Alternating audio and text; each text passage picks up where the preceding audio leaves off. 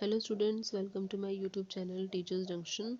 So from today I am going to introduce you a new subject, educational psychology. This subject is very interesting and you are going to learn a lot. It would be helpful for the M.Ed B.Ed students who are aspiring teachers and of course those for who want to crack a NET exam in education. In this video I will give you an introduction of psychology and educational psychology ठीक है, and I will tell you about the methods of educational psychology. Also I have given solved MCQs related to this topic at the end. So let's start. So what is psychology? इसकी जो it is derived from the philosophy. ठीक है, so पहले सिर्फ एक ही subject हुआ करता था, डेट इज़ फ़िलोसफी, और जितने भी जो दूसरे डिसिप्लिन्स हैं हमारे वो सब फ़िलोसफी से डिराइव हुए हैं. ठीक है, सो इसकी जो ओल्डेस्ट डेफिनेशन है is the study of soul.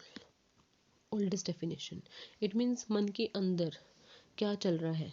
ठीक है, वो होता है स्टडी ऑफ सोल. ठीक है, लेकिन मन को जानने के लिए हमें बाहरी बिहेवियर को जानना पड़ता है. We have to understand, study the behaviour of that person. ठीक है, सो ये हो गई स्टडी ऑफ द बिहेवियर. ठीक है, सेकंड डेफिनेशन. तीसरी है स्टडी ऑफ पास्ट एक्सपीरियंसेस. अब उसका बिहेवियर हम जान रहे हैं, उसका बिहेवियर ऐसा क्यों है. ठीक है, इसको जानने के लिए हमें उसके पास्ट में जाना पड़ता है, उसके पास्ट एक्सपीरियंसेस को जानना पड़ता है, कि उसका रीज़न देखना पड़ता है, रीज़न बिहाइंड देयर बिहेवियर, कि उसका बिहेवियर ऐसा क्यों है, उसके पास्ट में ऐसा क्या हुआ है कि उसका बिहेवियर ऐसा है. तभी हम उसके मन में झांक सकते हैं. ठीक है, देख सकते हैं. Okay, so before moving further हमें कुछ टर्म्स जो है समझनी पड़ेंगी. That is your consciousness. ठीक है, ब्रेन, माइंड एंड सोल. ठीक है, सो कॉन्शियसनेस जो है ये क्या है. ठीक है, it makes brain active, it makes brain alive.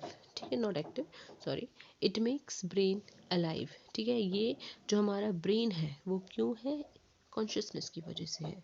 ठीक है, ब्रेन हमारा फिजिकल पार्ट है जो कि माइंड को क्रिएट करता है. ठीक है, इट एक्टिवेट्स न्यूरॉन्स. ठीक है, and it is a physical part, neurons activate करता है. ठीक है, और ये पार्ट है जो कि हमारे माइंड को क्रिएट करता है. माइंड मीन्स मन. मन मीन्स, मन क्या होता है, जिसमें हमारी बहुत सारी मेमोरीज हैं. It is a collection of memories, अच्छी बुरी इमोशंस, एक्शंस, ये सब इस मेमोरीज में आते हैं. It's collection of memories. ठीक है, और अब फॉर एग्जांपल जैसे कि आपने बल्ब देखा है, वो ग्लो करता है, लाइट है, लाइट से ग्लो करता है. ठीक है, सो क्यों ग्लो कर रहा है, बिकॉज ऑफ द इलेक्ट्रिसिटी. मैं एक एग्जांपल ले रही हूँ. ठीक है, it is just an example consciousness समझने के लिए. जैसे इलेक्ट्रिसिटी है. ठीक है, आपको पता है इलेक्ट्रिसिटी की वजह से जो बल्ब है वो ग्लो कर रहा है. ठीक है, पर हम इलेक्ट्रिसिटी को देख सकते हैं, we can't see it, we can't feel it, but it exist. ठीक है, सिमिलरली कॉन्शियसनेस के साथ भी यही है. कॉन्शियसनेस है बट हम इसको देख नहीं सकते हैं, हम इसको फील नहीं कर सकते हैं. ठीक है, बट वो एग्जिस्ट करती है. ठीक है, उसकी वजह से हमारा ब्रेन जो है, हमारे पास ब्रेन है. ऐसा क्या है, किसकी वजह से हमारा ब्रेन जो है अलाइव है, that is all because of the consciousness. ठीक है, जो हमारा ब्रेन है वो एक ऐसा पार्ट है, फिजिकल पार्ट, जो कि हमारे माइंड को क्रिएट करता है. माइंड मीन्स हमारी मेमोरीज जो हैं इसकी वजह से है. ठीक है, और जो कलेक्शन जो है मेमोरीज का, अब देखो क्या होता है, जब हम बहुत छोटे होते हैं, जब इन्फेंट जो होता है एक बच्चा, ठीक है, जब वो होता है तो वो बहुत ही, कहते हैं ना, वो बहुत ही मतलब दुनियादारी से बहुत ही दूर होता है. उसकी कॉन्शियसनेस जो होती है प्योर होती है, उसमें कोई मेमोरीज नहीं होती. ठीक है, उसमें अच्छी बुरी किसी टाइप की कोई मेमोरीज नहीं होती, कोई कंडीशनिंग नहीं होती उसकी, और उसके अपने कोई उस वक्त एक्सपीरियंसेस नहीं होते. ठीक है, लेकिन जैसे जैसे वो बड़ा होता है तो उसमें क्या होता है, वो अपनी प्योर कॉन्शियसनेस जो है उस बच्चे की, जो वो भोला था, ठीक है, जो प्योर कॉन्शियसनेस है उससे वो दूर होता जाता है, ठीक है, और उससे क्या होता है, उसमें वाइब्रेशंस क्रिएट होती जाती हैं, ठीक है, उसकी मेमोरीज उसमें इकट्ठे होती जाती हैं उसके दिमाग में, ठीक है, उसके माइंड में मेमोरीज जो है वो इकट्ठी हो जाती हैं, कचरा भरने लगता है उसके दिमाग में। और ये जो कचरा भर रहा है, ठीक है, ये जो कलेक्शन ऑफ मेमोरीज जो उसके दिमाग में जो भर रही है उस बच्चे के, ठीक है, उससे क्या होता है, उसकी जो कॉन्शियसनेस है, जो उसकी कॉन्शियसनेस है वो डिस्टर्ब हो जाती है, डिस्टर्ब हो जाती है, ठीक है। इसी डिस्टर्ब कॉन्शियसनेस को हम वाइब्रेशंस बोलते हैं कि हाई वाइब्रेशन वाला है, लो वाइब्रेशन है, ठीक है, डेट मीन्स बहुत ही ज़्यादा जो है, ठीक है। सो जो डिस्टर्ब कॉन्शियसनेस है इसी को हम सोल बोलते हैं, कहते हैं ना आत्मा अशांत है, बड़ी शांत है, और it's all because of the उसमें, ठीक है, उसमें क्या है, उसकी जो कॉन्शियसनेस है डिस्टर्ब्ड है या अनडिस्टर्ब्ड है, ठीक है। सो आप कह सकते हैं जो प्योर कॉन्शियसनेस है, और जब उसमें प्योर कॉन्शियसनेस में जब माइंड आ जाता है, ठीक है, जब मेमोरीज कलेक्ट होने लगती हैं तो उसकी कॉन्शियसनेस डिस्टर्ब हो जाती है, इसी डिस्टर्ब कॉन्शियसनेस को हम सोल बोलते हैं। सो ये था आपका कुछ बातें जो आपको समझनी थी। ओके, अब देखते हैं history of psychology. History of psychology में जो विलियम वुंडेट हैं, ठीक है, ये पहले इंसान हैं जिन्होंने साइकोलॉजी की जो लैब है वो सेटअप करी, ठीक है, इन्होंने फर्स्ट लैब सेटअप करी यूनिवर्सिटी ऑफ लेपेंज में, जर्मनी, ठीक है, और इनके जो स्टूडेंट थे एडवर्ड ब्रैडफोर्ड टिचनर, ठीक है, इन्होंने साइकोलॉजी को कहा it is the science of the consciousness. William McDougall जो थे he was the first to define psychology as the science of behaviour. ये तीन नाम आप याद रखना, ठीक है, कौन कौन थे। नेक्स्ट बिहेवियरिज्म आता है, अब 3 वेव्स चली, बिहेवियरिज्म, साइको एनालिसिस और ठीक है, और ह्यूमनिज्म की, ठीक है, ये 3 वेव चली। उसके बाद आया कंस्ट्रक्टिविज्म जिन्होंने बिहेवियरिज्म की दुनिया को पूरा पलट के रख दिया। बिहेवियरिज्म के जो फादर थे, जो फादर ऑफ बिहेवियरिज्म है जेबी वॉटसन है, बहुत ही फेमस नाम है, सबको पता ही होगा। और जो साइकोलॉजी की जो है first field become popular in psychology that is behaviourism, ये फर्स्ट फील्ड है साइकोलॉजी की, बिहेवियरिज्म, ठीक है। और जो एजुकेशनल साइकोलॉजी है उसके जो फादर हैं वो ईएल थॉर्नडाइक हैं, बहुत ही पॉपुलर नेम है, जिनकी जो भी आज हमारा जो एजुकेशन सिस्टम है जो भी है वो इनकी वजह से है। अच्छा, आपको बहुत इंटरेस्टिंग बात बताती हूँ कि जो बिहेवियरिस्ट है जेबी वॉटसन, इन्हीं के स्टूडेंट थे ये ईएल थॉर्नडाइक, ठीक है।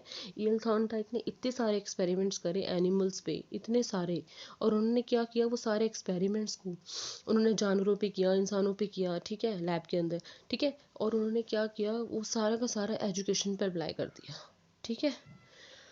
इसलिए हम ईएल थॉर्नडाइक को एजुकेशनल साइकोलॉजी के फादर, इनको फादर बुलाते हैं ऑफ एजुकेशनल साइकोलॉजी के, ठीक है। इन्होंने इतनी सारी थ्योरीज दी, he gave lots of theories and laws of learning on motivation, intelligence, reward and punishment, आप सबको पता ही होगा। He was just like a god, ठीक है। जो भी आज हमारे एजुकेशन सिस्टम में है the all credit goes to the Thorndike, ठीक है, but later his ideas got challenged, okay, और इसकी आइडियाज़ को चैलेंज करने वाला आया जॉन डिवे, ये मैं आपको आगे बताऊंगी, ठीक है। और अभी देखते हैं साइको एनालिसिस। साइको एनालिसिस जो है ये एक दूसरी फील्ड है, जो इसके जो फादर हैं ऑफ साइको एनालिसिस के वो है सिगमंड फ्रॉड, इस पे अलग से वीडियो होगा। इंडिविजुअल साइकोलॉजी, ठीक है, अल्फ्रेड एल्डर, इस पे भी अलग से वीडियो होगा।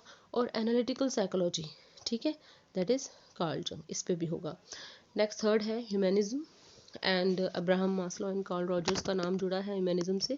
एंड कंस्ट्रक्टिविज्म आ जाओ, कंस्ट्रक्टिविज्म बहुत ही इम्पॉर्टेंट, बहुत ही पॉपुलर जो है ये एक फील्ड है कंस्ट्रक्टिविज्म। और इसमें क्या है कि भाई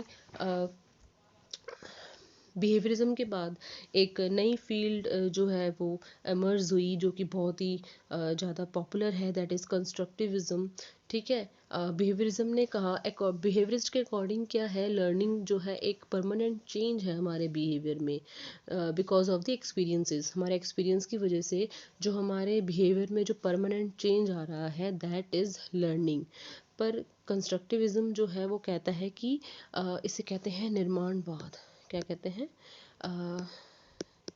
निर्माणवाद, सॉरी राइटिंग थोड़ी हवा में ही है, ठीक है, निर्माणवाद इसे हम कहते हैं। और इसके दो पॉपुलर जो नाम है वो है जीन पियाजे एंड वाइगोट्स्की। आप सबको पता ही होगा ये नाम पॉपुलर है। ओके, सो जीन पियाजे एंड वाइगोट्स्की, ठीक है। सो जीन पियाजे जो है इन दोनों ने ही कहा कि निर्माणवाद की जो है बच्चे का जो है कि दोनों मानते हैं कि ज्ञान का जो है निर्माण होता है, कि that knowledge is constructed. But कैसे? जीन पियाजे कहते हैं कि उसका जो निर्माण है, उसकी जो नॉलेज कंस्ट्रक्शन है वो अकेले होती है, बच्चा अपने डायरेक्ट एक्सपीरियंसेस के साथ सीखता है, उसका कॉग्निटिव डेवलपमेंट तभी होता है, तभी इसको कहते हैं कॉग्निटिव कंस्ट्रक्टिविज्म। लेकिन वाइगोट्स्की कहते हैं हाँ, नॉलेज का कंस्ट्रक्शन तो होता है पर अकेले नहीं हो सकता, उसमें बड़े का जो है रोल बहुत इम्पोर्टेंट है। लोगों की सहयोग से जो है उसका जो है नॉलेज कंस्ट्रक्ट होता है, बच्चा जो है हेल्प लेता है बड़ों की, ठीक है, इसलिए इसका नाम है सोशल कंस्ट्रक्टिविज्म, ठीक है। सो आप ये याद रखना, ये हो गया। नेक्स्ट है, अब आ जाओ कि साइकोलॉजी जो है उसका नेचर क्या है, क्या ये साइंस है, और अगर साइंस है तो किस तरह की साइंस है ये, अब हमें देखेंगे। पहले तो मैं आपको ये बता देती हूँ कि साइंस की दो ब्रॉड कैटेगरीज हैं, पॉजिटिव और नॉर्मेटिव। साइंस की दो ब्रॉड कैटेगरीज हैं, positive and normative. Positive science में है आपके ये फील्ड आ जाते हैं जैसे कि फिजिकल साइंसेस, लाइफ साइंसेस, ठीक है, नेचुरल साइंसेस, ठीक है, ये आ जाते हैं। और जो नॉर्मेटिव साइंस है इसके अंदर आपके आएंगे लॉजिक, फिलॉसफी, एथिक्स, ये सारे आपके नॉर्मेटिव साइंस के अंदर आते हैं, ठीक है। और नॉर्मेटिव साइंसेस क्या होता है, जो सामान्य विज्ञान होते हैं आपके, जिसमें आउटकम ऑलरेडी रेडी होता है और उसके अकॉर्डिंग आपको बस पढ़ना होता है, उसके अकॉर्डिंग चलना होता है, दैट इज़ नॉर्मेटिव साइंसेस, ठीक है। पॉजिटिव साइंसेस अलग है, ठीक है। और अब क्वेश्चन ये है कि साइकोलॉजी जो है पॉजिटिव साइंस तो है, पर किस तरह की पॉजिटिव साइंस है। क्या हम साइकोलॉजी को जो बाकी जो दूसरी फील्ड हैं, जैसे कि जो दूसरी डिसिप्लिन्स है जैसे कि फिजिक्स, केमिस्ट्री, बॉटनी, क्या इसके इक्वल हम रख सकते हैं साइकोलॉजी को? क्या ये इनके बराबर है? क्या फिजिक्स, केमिस्ट्री, क्या इसको दर्जा देना दे सकते हैं हम? तो आंसर इज़ नो। ये फिजिक्स, केमिस्ट्री, बॉटनी इनके जो है बराबर नहीं है, इट इज़ स्टिल डेवलपिंग, ठीक है। सो क्योंकि जो साइकोलॉजी है वो साइंस के कंपैरिजन में, ठीक है, साइकोलॉजी साइंस के कंपैरिजन में इतनी परफेक्ट नहीं है, इतनी डेवलप्ड नहीं है। लेकिन जो जो साइंस है हमारे नेचुरल साइंस में, जैसे फिजिक्स, केमिस्ट्री, बॉटनी, ये सारे डेवलप्ड हैं। जूलॉजी, एस्ट्रोनॉमी, मैथ्स, ये सारे डेवलप्ड हैं, ठीक है। और क्या है, ठीक है, ये एग्जैक्ट है, एक्यूरेट है, ऑब्जेक्टिव है, ठीक है। और तो और जैसे हम केमिस्ट्री के अंदर हम केमिकल रिएक्शंस करते हैं, तो जो हम पढ़ते हैं तो हमें पता होता है कि भाई A+B विल गिव C, और ये हमें पता होता है कि क्या प्रोडक्ट मिलेगा, इट इज़ प्रिडिक्टेबल, ठीक है, प्रिडिक्टेबल होता है, हमें पहले से ही पता होता है। लेकिन साइकोलॉजी में ऐसा नहीं है। साइकोलॉजी में हम जो इंसान का जो बिहेवियर है हम प्रिडिक्ट नहीं कर सकते, ठीक है, वो डायनेमिक होता है, चेंजेबल होता है, वो अनप्रिडिक्टेबल होता है इंसान का बिहेवियर। सो इसलिए ये परफेक्ट नहीं है, डेवलप नहीं है, बट ये साइंटिफिक है, ठीक है, साइकोलॉजी इज साइंटिफिक। अब क्या है कि ये इतनी एब्सोल्यूट नहीं है, इतनी ऑब्जेक्टिव नहीं है जितनी कि बाकी दूसरी जो नेचुरल साइंसेज हैं वो हैं, ठीक है। और तो उससे क्या होता है कि जो नेचुरल साइंसेज हैं वो काफ़ी एग्जैक्ट, एक्यूरेट, ऑब्जेक्टिव होती हैं as compare to the psychology, जबकि साइकोलॉजी ऐसा नहीं है। और अभी इसको जो है नेचुरल साइंसेज का जो है, अभी इसको साइकोलॉजी को ये पोजीशन नहीं मिली है कि इसको हम बोलें, ठीक है, कि ये उसके इक्वल अभी नहीं रखा गया है इसको, ठीक है। So it is still developing, इसलिए इसको डेवलपिंग पॉजिटिव साइंस बोला गया है। इट इज़ स्टिल डेवलपिंग, ठीक है, it is developing positive science. ये पॉजिटिव साइंस है but it is developing positive science, ठीक है, it is a developing positive science of behaviour, ठीक है। सो ये हो गया आपका नेचर साइकोलॉजी का। अब आ जाओ educational psychology. Educational psychology it is a field of psychology with the aim of socialising man and modifying his behaviour. It's very simple. अब भाई जो भी साइकोलॉजी है, ठीक है, उस जब हम उस साइकोलॉजी को जब एजुकेशन के अंदर अप्लाई कर दें, it is applied field, okay, educational psychology it is N applied field. जब इसको एजुकेशन के अंदर में से अप्लाई कर दे तो वो हो जाती है एजुकेशनल साइकोलॉजी। आपको पता होगा एजुकेशन के 3 फाउंडेशंस हैं। Education has 3 foundations. क्या क्या है एजुकेशन के 3 फाउंडेशंस? क्या है? फिलोसफी, सोशियोलॉजी, ठीक है, और थर्ड है एजुकेशनल, ठीक है, एजुकेशनल साइकोलॉजी, ठीक है। इसके ये 3 फाउंडेशन है एजुकेशन के। और इसमें जो आपकी ये जो फील्ड है यहाँ पे, ठीक है, इसको हम एजुकेशनल साइकोलॉजी बोलते हैं, जिसे कि हम फिजियोलॉजिकल फाउंडेशन भी बोलते हैं एजुकेशन की। इसी को हम एजुकेशनल साइकोलॉजी बोलते हैं।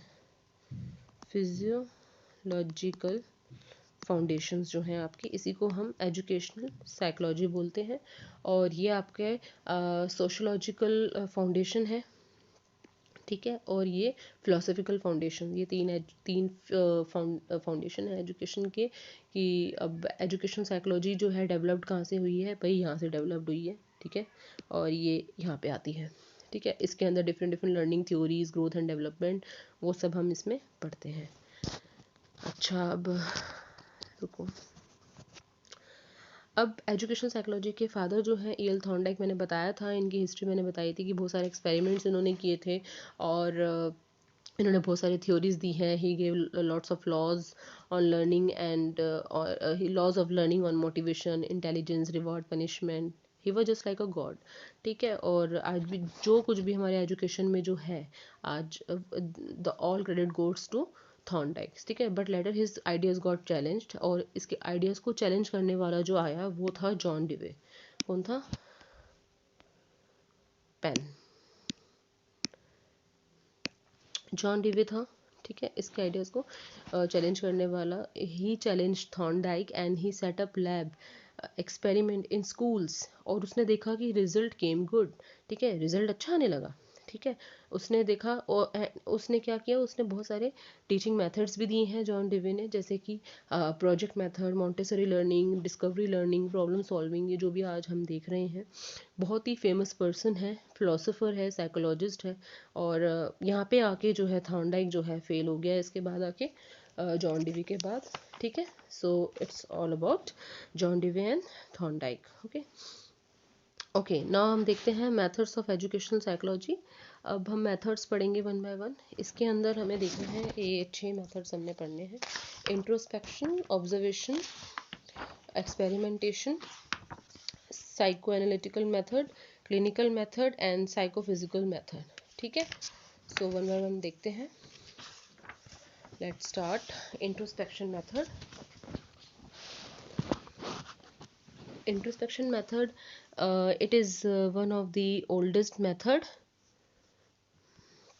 okay, it is the oldest known method for the study of behavior। and इसमें क्या होता है, इसमें inner observation होती है, ठीक है, सेल्फ एग्जामिनेशन, ठीक है, जिसे हम इंट्रोस्पेक्शन बोलते हैं। Intro means within, intro means within, and spection आया है स्पेयर से, जिसका मतलब होता है टू लुक, कि अंदर देखना, अपने अंदर देखना, ठीक है। So it is a kind of self observation in which one perceives, analyses and reports one's own feeling, अपनी खुद के बारे में, ठीक है। ये डायरेक्ट इंसाइट है, इमीडिएट इंसाइट है। इसमें हम खुद ही हम फटाफट से हम कभी भी हम अपने अंदर झांक सकते हैं, ठीक है। हम अपने अंदर झांक के देख सकते हैं। हमें इसमें बाहरी कुछ एक्स्ट्रा मटेरियल अपैरेटस की कोई ज़रूरत नहीं है। अंदर झांकने के लिए हमें किसी और की बॉडी की ज़रूरत नहीं है, हमें अपनी बॉडी ही चाहिए, अपना ही दिमाग चाहिए, ठीक है। सो इंट्रोस्पेक्शन मेथड ये है, ठीक है। और अच्छा, अब इसकी कुछ लिमिटेशंस हैं। लिमिटेशन ये है कि भाई अब इंट्रोस्पेक्शन मेथड जो है हम कर कैसे सकते हैं। लिमिटेशन इसकी ये है, लिमिटेड है इसका जो स्कोप है। क्योंकि जो एक नॉर्मल एडल्ट होगा ह्यूमन बीइंग, वो ही इंट्रोस्पेक्ट कर पाएगा, ठीक है। और वही जो हेल्दी होगा दिमाग से, बॉडी से, वो ही इंट्रोस्पेक्ट कर पाएगा। But what about the children, other human, other abnormal human beings, animals, वो सब तो इंट्रोस्पेक्शन नहीं कर सकते। तो यहाँ पे आके इसका जो स्कोप है वो लिमिटेड हो जाता है कि भाई ये एक ही टाइप के इंसान के साथ जो है ये मेथड उन्हीं के लिए यूज़फुल है, इन्हीं लोगों के लिए यूज़फुल है, ठीक है। So it lacks reliability, validity and objectivity, ठीक है। ये ना ही साइंटिफिक है, ना ही प्रैक्टिकेबल है, ना ही इतना आसान है कि हम इसको हैंडल कर सकें। सो इसको हम एक एडिक्वेट और सफिशिएंट सिंगल मेथड जो है नहीं ले सकते फॉर साइकोलॉजिकल स्टडीज़ के लिए, ठीक है। Okay, next is observation method. Observation method जो है इसमें दो लोगों की ज़रूरत होती है हमें, 2 people आर रिक्वायर्ड मिनिमम। एक तो वो जो ऑब्ज़र्व करेगा और दूसरा वो जिसको ऑब्ज़र्व किया जा रहा है, ठीक है। एक इंसान वो जो ऑब्ज़र्व कर रहा है इसको, ठीक है, और ये इसको ऑब्ज़र्व करेंगे।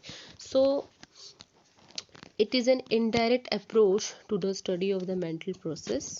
If someone frowns, howls, grinds his teeth, closes his fist by observing the external signs of his behavior, we can say that he is hungry. हम उसके जो behavior है, बाहर के जो उसका facial expression हो रहा है, उसके जो body language है, उससे हम बता सकते हैं कि वो गुस्से में है। पर उसके बिहेवियर को स्टडी करने के लिए, to study this behaviour we have to wait for the event to occur. हमें उस इवेंट का वेट करना पड़ेगा कि भाई वो कब गुस्सा हो कि हम उसे ऑब्जर्व करें, ठीक है। तो साइकोलॉजिस्ट जो होते हैं उनको वेट करना पड़ता है उस तब तक उसका पर्टिकुलर बिहेवियर जब अकर करेगा, कब होगा, उसके लिए साइकोलॉजिस्ट को वेट करना पड़ता है। और वो फिर अपने सारे जितने भी उसके जो रिसोर्सेज हैं, जैसे कि ऑब्जर्व करना, रिकॉर्ड करना, एनालाइज करना, इंटरप्रेट करना उसके बिहेवियर को, वो सारे अपने रिसोर्सेज लगा देता है, यूज़ करता है जो भी नेचुरल कंडीशंस में जो परसीव कर रहा है वो, ठीक है, साइकोलॉजिस्ट। सो ये नेचुरल है, फ्लेक्सिबल है, इकोनॉमिकल है, ठीक है। इसके रिजल्ट्स जो हैं रिलायबल हैं एंड इसको वेरीफाई भी कर सकते हैं हम ऑब्जर्वेशन मेथड में। अच्छा, इसके लिमिटेशंस ये हैं कि it can prove useful only for collecting data on the observable behaviour of an individual, ठीक है।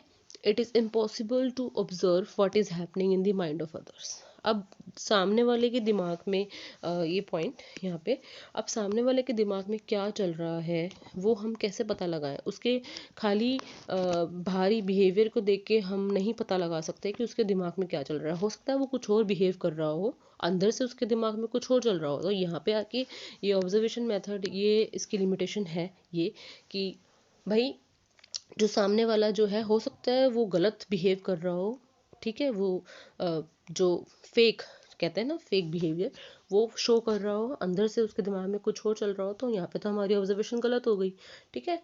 सो ये हो सकता है कि वो बंदा जो है सामने वाला, वो अपनी फीलिंग्स और इमोशंस को छुपाने में एक्सपर्ट हो। तो in such cases this method of observation fails to जज the true nature of individual concerned, ठीक है। सो ये हो गया आपका observation method. Next is experimental method. इस एक्सपेरिमेंटल मेथड में इसमें किसी एक पर्टिकुलर चीज़ पे एक्सपेरिमेंट करते हैं और बाद में उसे यूनिवर्सल ट्रुथ बना देते हैं, ठीक है। हम क्या करते हैं इस एक्सपेरिमेंटल मेथड के अंदर, यूनिवर्सल ट्रुथ निकालने के लिए एक्सपेरिमेंट करेंगे, ठीक है। अच्छा, अब दो तरह के एक्सपेरिमेंटल मेथड्स हैं इसमें, एक तो नेचुरल है, एक क्वासी है। भाई एक तो ऐसा एनवायरनमेंट एक तो ऐसा एनवायरनमेंट होता है जो एक ऐसा है, मतलब ये नेचुरल एक्सपेरिमेंट, दैट मीन्स कि किसी बंदे को या किसी भी लिविंग बीइंग को, लिविंग थिंग को एक नेचर के अंदर ही जो है वो करना, एक्सपेरिमेंट करना, उसको ऑब्जर्व करना, ठीक है, नेचुरल कंडीशंस में, ठीक है। और क्वासी एक्सपेरिमेंटल होता है फेक। इसमें क्या होता है कि उसको बंदे को लैब में लाकर उस पर एक्सपेरिमेंट किया जाता है। मैं एक बहुत अच्छा एग्जांपल देती हूँ। सपोज़ हमें ये स्टडी करना है कि कोई बच्चा है, उसके पेरेंट्स की डेथ हो गई है, तो उसके ऊपर उसके बिहेवियर में क्या चेंजेस आएंगे। ठीक है, उसके पेरेंट्स के डेथ होने पे उसके बिहेवियर में क्या चेंजेस आएंगे। ठीक है, वो स्टडी करने के लिए हम क्या करेंगे, ये तो नहीं ना उसके पेरेंट्स को ही मार देंगे, हमें ऐसा तो नहीं करेंगे कि हम उसके पेरेंट्स को मार देंगे और फिर देखेंगे हाँ ये तो रो रहा है, चलो हम बिहेवियर इसका ऑब्जर्व करते हैं। ऐसा नहीं करेंगे। हम क्या करेंगे, इस केस में हम उस बच्चे को लैब के अंदर लेके आएंगे। ठीक है, लैब के अंदर लाएंगे और एक फेक एनवायरनमेंट। ठीक है, हमारी जो हमारा इसमें की फैक्टर ये है कि इसमें जो कंडीशंस होती हैं हमारे कंट्रोल में होती हैं। ठीक है, तो हम एक ऐसा एनवायरनमेंट क्रिएट करेंगे फेक, जो उसको वीडियोस दिखाएंगे, उसको जो है ऐसे ही वीडियोस दिखाएंगे जिससे कि मतलब रियल लगेगा। ठीक है, लैब के अंदर कि उसको लगेगा कि हाँ पेरेंट्स जब डेथ होती है तो उसके इमोशंस को तब हम देख सकते हैं कि हाँ उसके साथ ऐसा होगा। ठीक है, तो हम एक फेक एनवायरनमेंट जो है क्रिएट कर सकते हैं। हमारी हमारी हमारी कंट्रोल के अंदर रहेंगी वो चीज़ें। ठीक है, लेकिन नेचर के अंदर क्या होता है, जब हम नेचुरल एक्सपेरिमेंट करते हैं बाहर, तो वो उसमें जो कंडीशंस हैं वो हमारे कंट्रोल में नहीं रहती हैं। ठीक है, इसे काफ़ी साइंटिफिक और काफ़ी ऑब्जेक्टिव मेथड कहा गया है बिहेवियर स्टडी करने का। यहाँ पे हम कॉज एंड इफ़ेक्ट रिलेशनशिप जो है वो स्टडी करेंगे कि किसी चीज़ का किसी चीज़ पे क्या असर पड़ता है। ठीक है, एक्सपेरिमेंट परफॉर्म करते वक्त। इसमें 2 इंडिविजुअल्स की रिक्वायरमेंट है, एक्सपेरिमेंटर जो कर रहा है एंड सब्जेक्ट, जैसे मैंने बताया बॉय इसको लैब में लेके आया, दैट इज़ सब्जेक्ट, और एक्सपेरिमेंटर जो उस पर एक्सपेरिमेंट करेगा। वेरिएबल्स हैं इसमें डिपेंडेंट, इंडिपेंडेंट एंड इंटरवेनिंग। ठीक है, इसमें क्या होता है कि मैं आपको ये भी बता देती हूँ, रुको।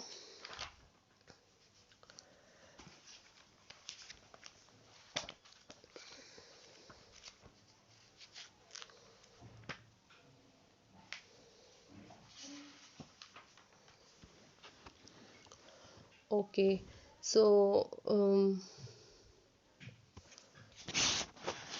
for example, if we try to study the effect of intelligence on academic achievement by the experimental method। ठीक है, अगर हमें चेक करना है कि इंटेलिजेंस का एकेडमिक अचीवमेंट पे क्या जो है इफेक्ट होगा, so we need to determine the causative relation between the 2 variables, that is your intelligence and academic achievement.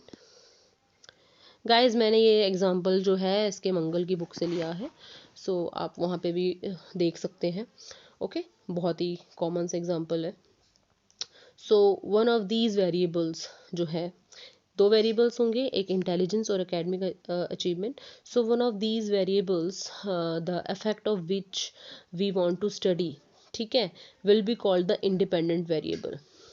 ठीक है, the effect of which we want to study, जिसका हम स्टडी करना चाहते हैं, will be called the independent variable and the other the dependent variable. So the independent variable stands for the cause and the dependent variable is effect of that cause। ठीक है, और जैसे कि हम दूसरी कंडीशंस देखते हैं, जैसे कि उसकी स्टडी हैबिट्स और उसका पेरेंटल एजुकेशन, उसका घर का एनवायरनमेंट कैसा है, उसकी पास्ट की लर्निंग कैसी है, मेमोरी, हेल्थ, ये सब के सब जो है एक जो है इम्पैक्ट डालते हैं उसकी अचीवमेंट्स पे। ठीक है, और इससे हम ये जो जितने भी मैंने बताए हैं, जो उसकी स्टडी हैबिट्स हो गई, पेरेंटल एजुकेशन हो गया, घर का एनवायरनमेंट हो गया, इन सबको हम इंटरवेनिंग वेरिएबल्स बोलेंगे। ठीक है, so in experimentation all such intervening variables are to be controlled. ठीक है, इन सबको हम कंट्रोल कर सकते हैं। ठीक है, इंटरवेनिंग वेरिएबल्स को। So it's all about experimental method. Next is your differential method. This differential method में क्या होता है, अच्छा पहले तो इसको हम ये देखते हैं कि इसको हम नॉर्मेटिव सर्वे मेथड भी बोलते हैं, इम्पॉर्टेंट है, नॉर्मेटिव सर्वे मेथड भी बोलते हैं। इसे हम फील्ड सर्वे मेथड भी बोलते हैं, ठीक है, और स्टैटिस्टिकल मेथड तो बोलते ही हैं, ठीक है। सो ये आ गए 3, ठीक है। ओके, तो इसमें क्या करते हैं हम, इसमें सर्वे करते हैं, लोगों का जाएंगे और लोगों का सर्वे करेंगे, ठीक है, और लार्ज नंबर ऑफ ग्रुप्स में जाते हैं और बहुत सारा जो डाटा है वो लेके आते हैं। जो भी हम सर्वे करेंगे वो इसमें स्टैटिस्टिक्स की फॉर्म में होगा। जैसे कि हम डाटा कलेक्ट करेंगे, we will collect data such as, जैसे कि हम टेस्ट लेंगे क्वेश्चंस के थ्रू, ठीक है, ऑब्जर्वेशन, इंटरव्यू, सबके through, and use of the statistics in analysing that data. हम फिर उसको एनालाइज करेंगे उस डाटा को, ठीक है, स्टैटिस्टिक्स की हेल्प से। और हम जो डाटा जो गैदर करते हैं वो लार्ज नंबर ऑफ ग्रुप से गैदर करते हैं। इसमें हम एक अच्छी चीज़ है कि इसमें हम अपने जो वेरिएबल्स हैं उसको हम मैनिपुलेट नहीं कर सकते intentionally, and each of these is studied as an independent variable की तरह ये यहाँ पे स्टडी किया जाता है। अच्छा, 4 टाइप के मेन अप्रोचेज हैं इसमें जो इसमें यूज़ होती हैं डिफरेंशियल मेथड में। कोरिलेशन, इतना डिटेल में नहीं जाना है। Correlation, field survey, longitudinal and cross sectional, ठीक है, ये मैं आपको बाद की वीडियोस में बताऊंगी इनमें डिफरेंस, अभी इस वीडियो में नहीं, ठीक है। सो 4 मेन अप्रोचेस इसमें यूज़ होती हैं डिफरेंशियल मेथड में। Okay, so next is clinical method. Clinical method जो होगा इसमें this method is included in the concept of clinical psychology and dealing with the adjustment problems of the individual. ये तो बहुत सिंपल है, ये it is an art as well as science and technology. Basic element जो होगा इसके अंदर वो ये होगा कि साइकोलॉजिकल इन्वेस्टिगेशन का, कि डायग्नोसिस और ट्रीटमेंट। बंदे का कोई प्रॉब्लम है उसे तो उसको डायग्नोस करो, उसको ट्रीटमेंट करो, ये क्लिनिकल मेथड है, ठीक है। जो हमारी क्लिनिकल साइकोलॉजी है उसके अंदर ये मेथड यूज़ होता है, क्लिनिकल मेथड, ठीक है। इसमें काफ़ी मैच्योर बंदा जो होता है उसकी ज़रूरत होती है क्लिनिकल मेथड में, ठीक है।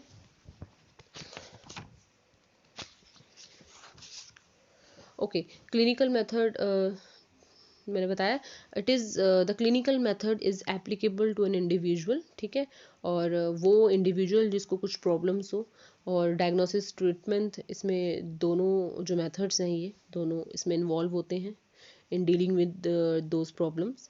और it is a science as well as art as well as technology, ठीक है, science and tech. So psychophysical method जो है आपका, it is concern with the study of relationship between the physical and physiological phenomena. And जो father हैं अब psychophysical method के is Gustav Fechner, ठीक है, he was the German physiologist and, ठीक है। सो बस इसमें इतना ही पढ़ना था। अब आ जाओ MCQ पे फटाफट, MCQs देख लेते हैं, इस पे बेस्ड है। एजुकेशनल साइकोलॉजी जो है, apply knowledge of psychology in the field of, very simple, it is answer is education. Which of the following is the oldest method for the study of behaviour, सबको पता है, introspection oldest method. Classical conditions, अरे ये तो condition नहीं है, ये classical conditioning होगा, ठीक है। क्लासिकल कंडीशनिंग किसने प्रेजेंट की थी? Oh no, not Plato, it's Pavlov, ठीक है। So educational psychology is a branch of psychology, psychology is a science, who is the father of experimental psychology? Wundt. And introspection as a method stands rejected by, आपको जो introspection method था वो किसने reject कर दिया था? Behaviourist ने। और कौन था वो? वॉटसन ने रिजेक्ट किया था, ठीक है। Logos means knowledge and psyche means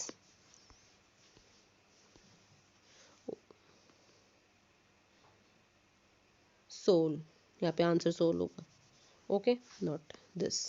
okay, who establish the first psychological lab? Wundt. Which method of research probably contributes most to the advancement of educational psychology as a science? Is an experimental method.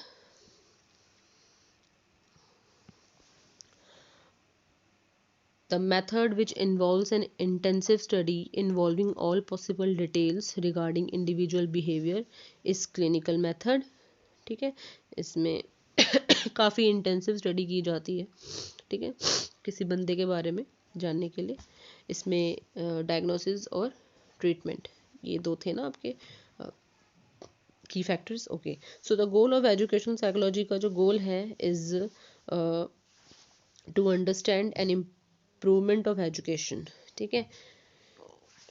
C part, Edward Bradford Titchener regarded psychology as a study of experience and a science of behavior, heredity, consciousness or none of these. It is a science of consciousness. मैंने बताया था ना, Edward Bradford Titchener ने क्या बताया था, psychology को बोला था science of consciousness. In an experimental method we study relationship with the individuals, environment का cause and effect, reliability, validity, क्या पढ़ेंगे, कॉज एंड इफेक्ट पढ़ेंगे, ठीक है। Okay, so thank you for watching video, please like and subscribe this video. और next video हमारी Sigmund Freud पे होगी। तब तक के लिए थैंक यू, बाय।